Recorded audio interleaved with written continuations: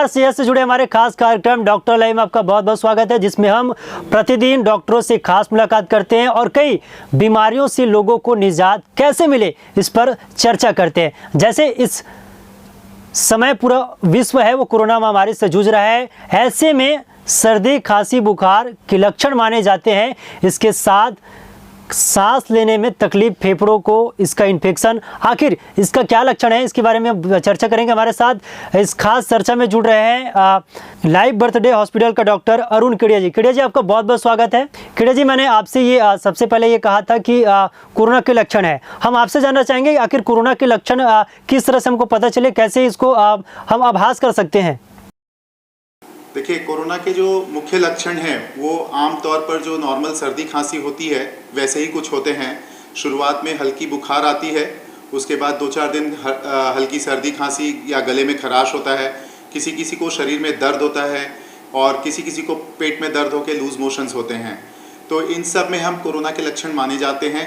आमतौर पर विशेषकर जो अस्पताल पहुँचते हैं मरीज, उनमें ज़्यादातर सांस फूलने और लगातार खांसी आने के लक्षण ज़्यादा पाए जाते हैं। और जो बहुत सीरियस हो जाते हैं उन लोगों का ऑक्सीजन बहुत डाउन हो जाता है। वो कई बार बहुत ही सांस फूलते हुए और बहुत सीरियस कंडीशन में कई बार बीपी लो होने के कारण भी हमारे पास पहुंचते हैं।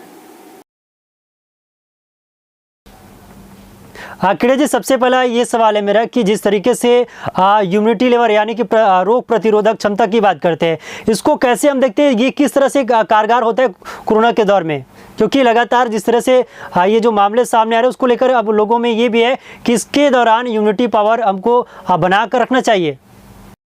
देखिए, कोरोना से लड़ने के लिए अपने शरीर की इम्यूनिटी सबसे ज़्यादा अहम रोल रखती है, क्योंकि इसके लिए कोई मुख्य दवाई नहीं है। कोरोना के लिए अभी तक कोई 100% प्रूफ वाली दवाई नहीं है और ज़्यादातर लोग जो अपने आप कोरोना की वजह से ठीक भी हुए, उन लोगों में उनकी इम्यूनिटी ने सबसे ज़्यादा सहयोग किया। अब सवाल उठता है कि इम्यूनिटी कैसे बढ़ी जाती है। तो इम्यूनिटी को बढ़ाने में कोई 1 दिन या 1 महीना नहीं लगता है। इम्यूनिटी को बढ़ाना और इम्यूनिटी को बनाए रखने के लिए आपको पूरा जीवन संघर्ष करना पड़ता है।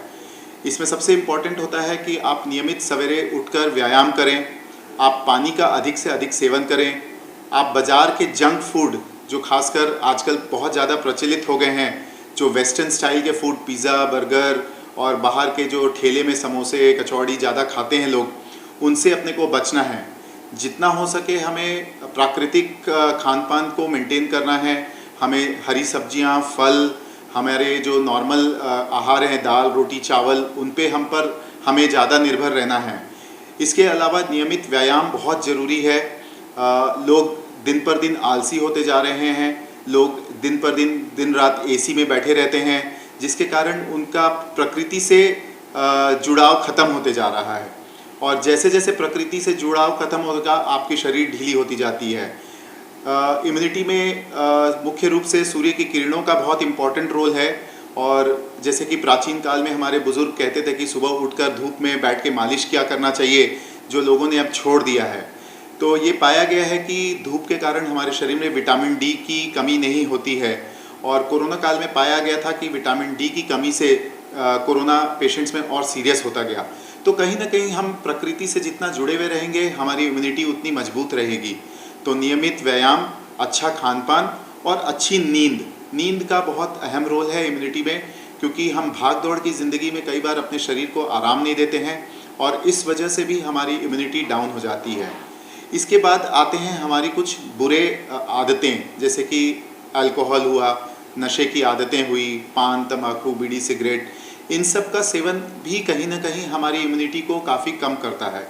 तो हमने इस कोरोना काल में पाया कि जो लोग धूम्रपान, जो लोग बीड़ी सिगरेट, जो लोग दारू का इस्तेमाल ज़्यादा किए, उन लोगों में कोरोना के लक्षण हमने बहुत ज़्यादा पाए गए।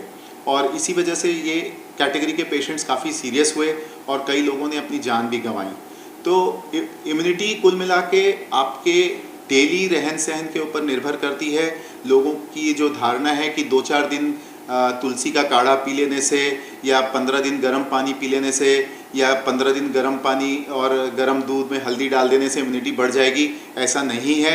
इम्यूनिटी को बढ़ाने और बरकरार रखने के लिए आपको नियमित संघर्ष करना पड़ता है।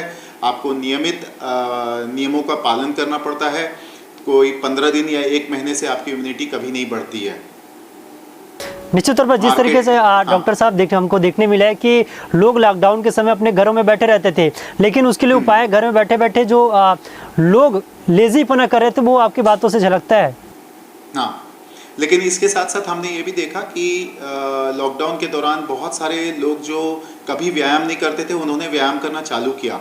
साइकिल का आपने देखा उपयोग रास्ते में बहुत बढ़ गया है। अचानक से रायपुर शहर में आप सवेरे उठ के आज आप घूमने जाएंगे तो आपको कई लोग साइकिल चलाते हुए दिखाई देंगे। तो कहीं ना कहीं कोरोना से लोगों ने सीखा भी है कि अपना स्वास्थ्य का ध्यान रखना सबसे ज़्यादा अहम ज़रूरी चीज़ है, और लोगों ने परिवार को भी समय देना चालू किया, जो कि अपने आप में आपके शरीर के अंदर खुशी की माहौल लाती है। और ये जो आंतरिक खुशी है ये अपने आप में एक इम्यूनिटी को बढ़ाने में बहुत सहयोग करती है। तो इम्यूनिटी कोई खान पान से नहीं आती है, बहुत सारी चीज़ों को मिला के इम्यूनिटी बढ़ती है। तो आप कितने खुश हैं ये भी आपकी इम्यूनिटी को बढ़ाने में बहुत अहम भूमिका रखती है। जी खिड़े जी, आज हमारा एक प्रमुख मुद्दा है वो डायबिटीज़। लोगों का ये कहना है कि डायबिटीज के क्या कुछ लक्षण हैं, ये जानना चाहते हैं आज के इसका खास कार्यक्रम के माध्यम से।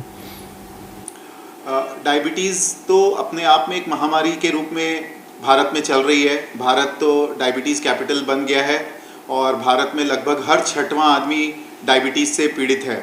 और पहले हम मानते थे कि डायबिटीज़ ज़्यादातर शहरी लोगों को होता है, बट आजकल हमने देखा कि गांव-गांव तक एकदम अंदर दूर जंगलों तक डायबिटीज़ फैल चुका है। और लगभग सभी राज्यों में ये पाया गया है कि डायबिटीज़ आज की तारीख में 6 से 7 आदमी में एक आदमी में औसतन मिलने लग गया है। डायबिटीज़ के जो मुख्य 2 किस्म की होती हैं, एक टाइप 1 होता है और एक टाइप 2 होता है। जो टाइप 1 डायबिटीज़ होती है वो किशोरावस्था में होती है, जिसमें कि पेशेंट को शुरू दिन से इंसुलिन शरीर में बनना बंद हो जाता है और इसीलिए उनको बाहर से इंसुलिन देना पड़ता है। तो टाइप 1 डायबिटीज़ की संख्या उतनी ज़्यादा नहीं बढ़ रही है जितना टाइप 2 की बढ़ रही है। और ये टाइप 2 डायबिटीज़ का सबसे मुख्य कारण है हमारे रहन सहन की खामियां। तो ये जो जंक फूड हैं, आलस है, व्यायाम नहीं करना, भाग दौड़ की ज़िंदगी में लीन रहना, पार्टियां मनाना देर रात तक, और नशे पानी में लोगों का डूबे रहना, इन सब कारणों से टाइप 2 डायबिटीज़ के केसेस बढ़ते जा रहे हैं। और डायबिटीज़ के मुख्य लक्षणों में यदि पाया जाए तो सबसे कॉमन जो हम देखते हैं वो पेशेंट्स को हाई शुगर होने की वजह से पेशाब बहुत ज़्यादा होती है, वज़न कम होने लग जाता है, शुरुआत में भूख बहुत बढ़ने लग जाती है और फिर धीरे से भूख कम हो जाती है, शरीर में दर्द उठता है। लेकिन कई बार पेशेंट्स हमारे पास डायबिटीज़ की वजह से जो कॉम्प्लिकेशंस आते हैं वो डायरेक्टली लेके आते हैं। तो कई पेशेंट हमारे पास हार्ट फेलियर की वजह से आते हैं, कई बार पेशेंट किडनी फेल होने की वजह से आते हैं और पहली बार पता चलता है कि उनको डायबिटीज़ है। तो डायबिटीज़ कई बार बहुत शांत रहती है शरीर में, तो जब तक हम डॉक्टर के पास चेकअप नियमित नहीं कराएंगे तब तक हमें डायबिटीज़ होने का अंदाज भी पता नहीं चलता है। लेकिन जिनके परिवार में डायबिटीज़ के पेशेंट्स हैं उन परिवारों के लोगों को अपना नियमित जांच कराते रहना चाहिए बीच बीच में, ताकि डायबिटीज़ को हम जल्द से जल्द डायग्नोसिस कर सकें। इसके अलावा डायबिटीज़ प्रेगनेंसी में भी होता है, और प्रेगनेंसी में अब तो नियम हो गया है कि हर प्रेग्नेंट औरत को गर्भावस्था में डायबिटीज़ के लिए शुगर चेक कराना ज़रूरी हो गया है। और इसके कारण कई सारे पेशेंट्स जो गर्भावस्था में डायबिटीज़ के से ग्रसित होते हैं उनको हम पकड़ पाते हैं। तो ये 3 major category of diabetes patients हैं, एक टाइप 1, एक टाइप 2 और एक गर्भावस्था में डायबिटीज़। जी डॉक्टर साहब, हम ये जानना चाहेंगे आपसे कि शुगर लेवल को कैसे मेंटेन करके रखना चाहिए और किस तरीके इसको हमको आगे बढ़ाना चाहिए। देखिए, सबसे पहले जानना जरूरी है कि नॉर्मल शुगर लेवल क्या है। तो यदि हम खाली पेट शुगर देखते हैं, खाली पेट का मतलब होता है कम से कम 8 घंटे आपने कुछ भी मुंह में नहीं लिया हो, तो उसको हम खाली पेट बोलते हैं। और ये संभव होता है रात भर की नींद के बाद, जब हम सुबह उठते हैं तो उसको हम खाली पेट बोलते हैं। तो खाली पेट में नॉर्मली हमारी शुगर 125 मिलीग्राम से कम होनी चाहिए, और खाना खाने के 2 घंटे बाद हमारी शुगर 140 से 160 के बीच में होनी चाहिए। यदि इससे ज़्यादा है तो इसको हम डायबिटीज़ बोलते हैं। तो डायबिटीज़ के पहले एक प्री डायबिटीज़ स्टेज होती है, प्री डायबिटीज़ में हम डायबिटीज़ वाले लेवल तक नहीं आते हैं, लेकिन उसके बॉर्डर तक पहुंच जाते हैं। तो जैसे कि अगर खाली पेट हमारी शुगर 120-125 तक आ रही है और खाने के बाद की शुगर हमारी 150-160 आ रही है, तो अभी हम डायबिटीज़ के लेवल पे नहीं आए हैं, लेकिन प्री डायबिटीज़ के लेवल पे आ गए हैं। और ये प्री डायबिटीज़ आपको सिग्नल देता है कि अगले 2 साल में आपको डायबिटीज़ हो जाएगी। तो ये प्री डायबिटीज़ को भी पकड़ना बहुत ज़रूरी है, क्योंकि अगर हम ये प्री डायबिटीज़ लेवल को चेक करके पहले ही डायग्नोसिस बना लेते हैं, तो हम उन पेशेंट्स को डायबिटीज़ तक जाने तक रोक सकते हैं। तो ये बहुत ज़रूरी है कि डायबिटीज़ में हम अपना शुगर लेवल चेक करते रहें। तो हम लोगों को यही बोलते हैं कि 40 की उम्र के बाद नियमित हर इंसान को साल में कम से कम एक बार अपना खाली पेट और खाने के बाद की शुगर को चेक करते रहना चाहिए। और जिनके परिवार में डायबिटीज़ के कई पेशेंट्स हैं, उन लोगों को तो 25 की उम्र के बाद भी अपनी शुगर चेक करते रहनी चाहिए, ताकि उनको जल्द से जल्द पता चले कि शुगर क्या है। कई बार लोगों को ये गलतफहमी रहती है कि शुगर हाई रहने से उन्हें कुछ ना कुछ तकलीफ़ होनी चाहिए। ऐसा नहीं है, क्योंकि कई बार शुगर आपकी 300-400 रहेगी तो भी आपको पता नहीं चल पाता है। तो इस भ्रम को आदमी को दिमाग से निकालना चाहिए कि शुगर हाई होने से ज़रूरी है कि कोई सिम्टम आए। ऐसे कई सारे पेशेंट्स हैं जिनको कुछ भी पता नहीं चलता है और उन्हें वो एक नॉर्मल आसान सी ज़िंदगी चलती रहती है और वो कभी अपनी शुगर के प्रति ध्यान नहीं देते हैं। तो जब तक आप शुगर चेक नहीं कराएंगे, आपको पता ही नहीं चलेगा कि आपको डायबिटीज़ हो रही है या नहीं हो रही है। जी कीड़े जी बीमारी कोई भी हो, लेकिन खान पान बेहद महत्वपूर्ण रखता है, क्योंकि खान पान के उनके जो स्वास्थ्य है उस पर खासा असर पड़ता है। लेकिन हम ये जानना चाहते हैं, डायबिटीज़ अगर हो तो खान पान में किस तरह से परहेज करना चाहिए, किन किन चीज़ों का सेवन करना चाहिए ताकि जो डायबिटीज़ है वो जड़ से खत्म किया जा सके। देखिए, सबसे पहले तो मैं ये बताना चाहूँगा कि भारतवर्ष में डायबिटीज़ बढ़ने का सबसे मुख्य कारण है कि हम लोगों की जो खान पान है, जो इंडियन स्टाइल फूड का है, उसमें हम कार्बोहाइड्रेट्स बहुत ज़्यादा खाते हैं। यदि हम वेस्टर्न कंट्रीज़ की तुलना करें तो हमारे डाइट में कार्बोहाइड्रेट लगभग 65 से 80% रहता है और ये खाने के बाद की शुगर को बहुत तेज़ी से बढ़ा देता है।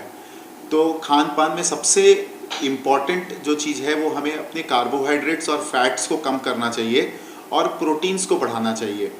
तो जितना आप दाल और चने का सेवन करेंगे और जितना कम हम चावल का सेवन करेंगे, उतना हमारे लिए अच्छा होगा।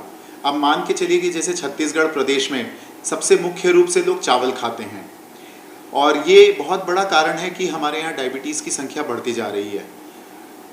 लोग कई बार चावल के साथ सिर्फ थोड़ी सी सब्जी ले लेते हैं, कई बार चावल के साथ सिर्फ सूखा प्याज खा लेते हैं। गांव देहात में चावल के साथ हरी मिर्च खा लिया जाता है, लेकिन सूखा चावल ज़रूर खाते हैं, क्योंकि दाल की कई बार उपलब्धता नहीं होती है, खासकर गरीबों में। तो वहाँ पे जहाँ हमारे पास अधिकांश लोग गांव में रहते हैं, अधिकांश लोगों की जहाँ पे ये सहूलियत नहीं होती कि उन्हें प्रॉपर दाल मिल सके, वैसे लोग पूरा का पूरा अपना आहार चावल पे आधारित रखते हैं और ये बहुत मुख्य कारण है हमारे यहाँ डायबिटीज़ बढ़ते जाने का। तो सबसे इम्पॉर्टेंट है कि डायबिटीज़ में हमें कार्बोहाइड्रेट्स को कम करना चाहिए। तो नॉर्मली हम कार्बोहाइड्रेट्स को यदि 50% तक ले आते हैं हमारे खान पान में, तो हम बहुत डायबिटीज़ को रोक सकेंगे। दूसरा सवाल आपका है डायबिटीज़ को जड़ से ख़त्म करने का। तो डायबिटीज़ को जड़ से ख़त्म करना असंभव नहीं है, लेकिन बहुत कठिन है। सबसे पहले ज़रूरी है कि हमें अपने खान पान पे विशेष ध्यान देना पड़ेगा। तो डायबिटीज़ में जैसे कि मैंने आपको ऑलरेडी बता दिया कि खान पान में हमें कार्बोहाइड्रेट्स की मात्रा एकदम लिमिट करनी पड़ेगी। उसके साथ हमें नियमित व्यायाम करने पड़ेंगे। हमारे वज़न पे कंट्रोल करना बहुत ज़रूरी है। यदि लोगों का मोटापा बढ़ेगा तो साथ साथ डायबिटीज़ ज़रूर बढ़ेगी। इसके अलावा जो लोग आजकल धूम्रपान और अल्कोहल का सेवन को अपना लाइफस्टाइल मानते हैं और लोगों को लगता है कि ये बहुत अच्छी चीज़ है, इससे लोगों को बहुत दूर रहना पड़ेगा, क्योंकि अल्कोहल में कार्बोहाइड्रेट कंटेंट बहुत ज़्यादा होता है और अधिकतर पेशेंट्स फिर कार्बोहाइड्रेट्स अल्कोहल के साथ जब लेते हैं तो वो प्रोटीन्स नहीं खाते हैं और इसकी वजह से शुगर बहुत तेज़ी से बढ़ता है। तो इन सब कारणों से शुगर बढ़ते जाएगा और आपको फिर पता ही नहीं चलता है।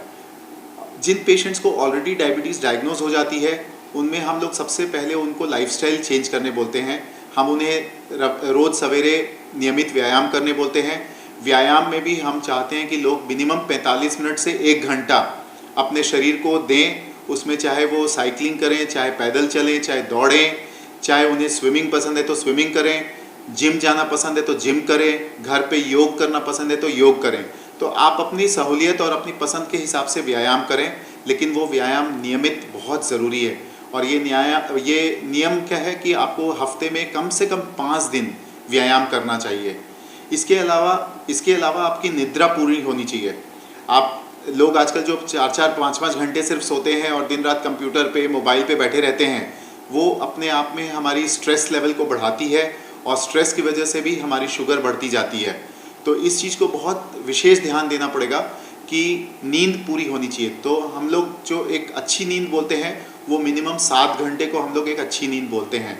तो यदि हमारी नींद अच्छी हो, यदि हमारे खान पान में कार्बोहाइड्रेट्स कम रहें, यदि हम बुरी चीज़ों से दूर रहें और यदि हम नियमित व्यायाम करें, तो डॉक्टर की सलाह से हम डायबिटीज़ पे विजय प्राप्त कर सकते हैं। ऐसे बहुत सारे पेशेंट्स हैं जिनकी डायबिटीज़ की दवाइयाँ बंद हो पाई हैं। लोगों ने 10-10, 15-15 किलो अपने वज़न को कम किया है और डायबिटीज़ की दवाइयाँ बंद हो जाती हैं। तो खासकर जितने जवान मरीज हैं उन सबसे हम आग्रह करते हैं कि वो लाइफस्टाइल को सही करें ताकि उनकी दवाइयाँ बंद हो सकें और वो बिना दवाइयों के कम से कम अगले 10 साल या 15 साल अपना जीवन यापन कर सकें। जी, निश्चित तौर पर डायबिटीज़ की इस बीमारी से लड़ने के लिए, यानी कि डायबिटीज़ जैसे महामारी से लड़ने के लिए आपको नियमित डॉक्टरों से लगातार सलाह लेनी चाहिए और आपके खान पान और रहन सहन में भी ध्यान देनी चाहिए। डॉक्टर केडिया जी, एक महत्वपूर्ण सवाल बन जाता है क्योंकि कोरोना का काल चल रहा है। कई ऐसे भी पेशेंट हैं जो डायबिटीज़ थे और उनको कोरोना भी था और वो अपनी ज़िंदगी की जंग भी हार गए। लेकिन इस कोरोना और डायबिटीज़ के दोनों की जंग को हम कैसे जीत सकते हैं, किस तरह से लड़ सकते हैं, ये भी जानना चाहेंगे क्योंकि लोगों के मन में भी सवाल है जिनको डायबिटीज़ है प्लस कोरोना भी है। देखिए, यदि मैं कोरोना की बात करूं तो अभी जितने भी कोरोना में पेशेंट्स हमने देखे, लगभग जितने लोग ख़त्म हुए उनमें से अधिकांश 80% मरीजों को डायबिटीज़ थी। तो ये कहना गलत नहीं होगा कि डायबिटीज़ मरीजों में कोरोना की वजह से मृत्यु दर 5 गुना सामान्य लोगों से अधिक थी। इसी बात से हम चर्चा को आगे बढ़ाएंगे कि यदि आपको डायबिटीज़ है तो कोरोना ज़्यादा सीरियस होने की गुंजाइश आपकी बढ़ जाती है। दूसरी तरफ यदि कोरोना मरीज को डायबिटीज़ पहली बार पता चलती है तो उनमें भी कोरोना ज़्यादा सीवियर पाया जाता है। तो एक तरफ हमने देखा कि कोरोना के मरीज जिनको डायबिटीज़ था उनमें मृत्यु दर बढ़ी, वहीं दूसरी ओर हमने ये भी देखा कि कोरोना काल में बहुत सारे ऐसे डायबिटीज़ पेशेंट्स मिले जिनकी शुगर कभी कंट्रोल ही नहीं थी क्योंकि उन लोगों ने कभी भी नियमित चेकअप्स नहीं कराए और ये मान के चलते रहे कि हम जो दवाई खा रहे हैं वो सही है और हमारी शुगर कंट्रोल्ड है। तो मेरे यहाँ जैसे लाइफवर्थ हॉस्पिटल में जितने भी मरीज भर्ती हुए उनमें से 70% मरीज जो भर्ती हुए थे उनको डायबिटीज़ थी और इन 70% मरीज में लगभग 20% मरीज ऐसे थे जिनको बहुत सीवियर कोरोना हुआ और उसमें से कम 17 से 18% लोग ख़त्म भी हुए। तो डायबिटीज़ को बहुत ध्यान से रखना बहुत ज़रूरी है। कोरोना अभी तक हम पूरी तरह उस पर विजय प्राप्त नहीं किए हैं, तो इसलिए अभी भी लोगों को ये चेतावनी मैं देना चाहूँगा कि जिन लोगों को डायबिटीज़ है उन लोगों को अभी भी सतर्क रहना चाहिए कि यदि कोरोना उनके ऊपर आया और यदि उनकी शुगर कंट्रोल नहीं रही तो वो सीरियस हो सकते हैं और मृत्यु के पास जा सकते हैं। तो कोरोना में डायबिटीज़ मरीजों को सबसे महत्वपूर्ण संदेश यही रहेगा कि अपनी शुगर की जांच नियमित रखें। अगर आपकी शुगर कंट्रोल नहीं है तो आप अपने डॉक्टर से ज़रूर संपर्क करें ताकि आपकी शुगर कंट्रोल रहे। जो लोग व्यायाम नहीं करते हैं उन लोगों को व्यायाम चालू कर देना चाहिए और जिन लोगों में कोई भी बुरी आदतें हैं उन बुरी आदतों को छोड़ देना चाहिए। निश्चित तौर पर केडिया जी, आपके द्वारा जो सुझाव दिए गए हैं वो निश्चित तौर पर लोगों के लिए कारगर साबित होगा क्योंकि लगातार डायबिटीज़ और कोरोना का महामारी इस दौर में हमको देखने मिल रही है और इससे लड़ने के लिए आपके द्वारा जो बताए गए मार्गदर्शन को लोग जरूर अपना जीवन में अपनाएंगे और निश्चित तौर पर इससे हम जंग जीत सकते हैं। केडिया जी, आपका बहुत बहुत धन्यवाद इस खास चर्चा में शामिल हुए। तो दोस्तों, आज थे हमारे साथ अरुण केडिया जी, जिनसे हमने खास बातचीत की और जाना कि किस तरीके से हम इस कोरोना के दौर में डायबिटीज़ के अगर शिकार है तो किस तरह से लड़ सकते हैं और किन किन उपायों का हमको सहारा लेना पड़ेगा। फिलहाल इस वक्त के लिए इतना ही, तब तक आप देखते रहिए RJ न्यूज़।